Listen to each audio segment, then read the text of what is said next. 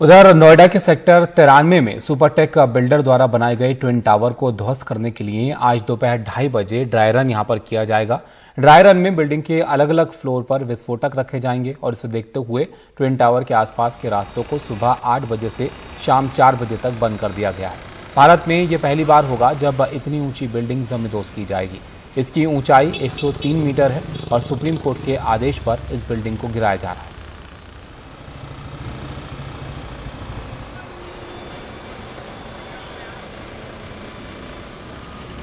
इस बिल्डिंग को गिराने वाली कंपनी एडिफिस के सीईओ उत्कर्ष मेहता से बात की हमारे सहयोगी मुकेश सिंह सेंगर ने।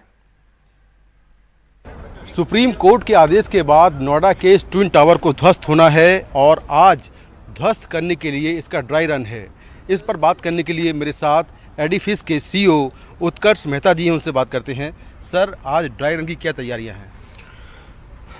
Fully prepared. In fact as per timings सुबह एक्सप्लोसिव 8 बजे साइट पे आ गए थे।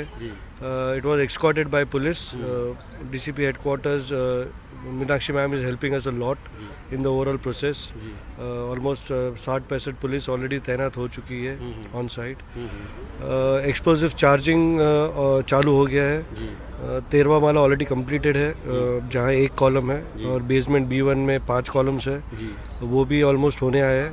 अभी फाइनल स्टेमिंग बोलते हैं हम जिसको, कि होल्स में एक्सप्लोसिव डालने के बाद वो एंड से क्लोज कर देते हैं होल को। तकरीबन 6 पॉइंट्स पे हम लोग मॉनिटर कर रहे हैं, एक ATS में, एक एमरल्ड कोर्ट में, गैस पाइपलाइंस पे और दूसरी सराउंडिंग एरियाज में। ऐसे करके 6 पॉइंट्स पे हम लोग आज वाइब्रेशन मॉनिटर करेंगे। वो एक दूसरी एक्टिविटी है जो चल रही है।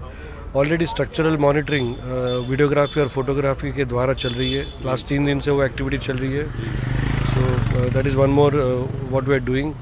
सेफ्टी पर्सपेक्टिव से आप बोलेंगे तो दोनों सोसाइटीज़ को रिक्वेस्ट की गई है कि वो लोग नीचे ना आवे, नीचे टहले नहीं, अपनी बालकनीज में आके जाके नहीं, डोर्स बंद रखे, विंडोज़ बंद रखे। सो इट्स जस्ट एक स्टेप फर्दर सेफ्टी के लिए है, जाकि हमने कॉलम्स इतने कवर करके रखे कि वहाँ से कुछ भी चीज़ बाहर आना नामुमकिन है। लोग डरे हुए भी होंगे क्योंकि इतनी बड़ी बिल्डिंग जो है वो नीचे आएगी 22 मई को, या जब भी आएगी। थोड़ा लोगों के मन में डर भी है। जी बिल्कुल। मैं अगर उनके तरफ से सोचूं, मेरा बिजनेस ना समझ के, तो they are correct. They have to fear कि इतनी बड़ी बिल्डिंग नीचे आ रही है, but we know what we are doing. हमको मालूम है हम क्या कर रहे हैं और हम लोग अपने काम में कॉन्फिडेंट है। जो मेरा ये बिजनेस है, but it is a very big engineering job. आज अगर आप मुझे पूछे इंडिया में, तो ऑब्वियसली टॉप प्रोजेक्ट होगा ये डिमोलिशन का, बट वर्ल्ड वाइड में भी ये टॉप 3 डिमोलिशंस में से एक आएगा। भारत में ये सबसे ऊंची बिल्डिंग जो है वो गिराई जा रही है, जिसकी ऊंचाई करीब 103 मीटर है। कितना बड़ा चैलेंज है आपके लिए? कभी आपने इससे ऊंची बिल्डिंग कभी गिराई है, ध्वस्त की है? नहीं, मैंने पर्सनली गिराई नहीं है, बट हमारे जो JV पार्टनर है जेट डिमोलिशन, उन्होंने जोहान्सबर्ग में 108 मीटर टॉल बिल्डिंग गिराई है।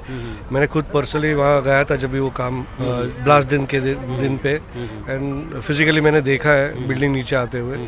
जैसे यहाँ 9 मीटर पे हमारे यहाँ एस्टर है, वहाँ 7.8 मीटर पे दूसरी बिल्डिंग थी, और इतना इमैक्युलेटली वो नीचे आया था स्ट्रक्चर के।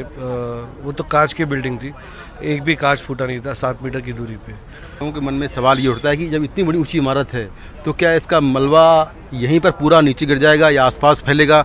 दूसरा, जो धूल का गुबार है, क्लाउड बस्ट, जो डस्ट का जो क्लाउड है, क्या वो भी बहुत ज़्यादा निकलेगा? इतना बड़ा डेब्रिज का हीप बनेगा, ये तकरीबन 5 माले जितना तो डेब्रिज का हीप रहेगा, जो हम बाहर से देख पाएंगे। डस्ट का गुब्बारा 100% होगा। और ये गुब्बारा क्यों होता है ऐसे? ये इतना इंस्टेंटेनियस है कि सेकंड्स में नीचे आ रहा है।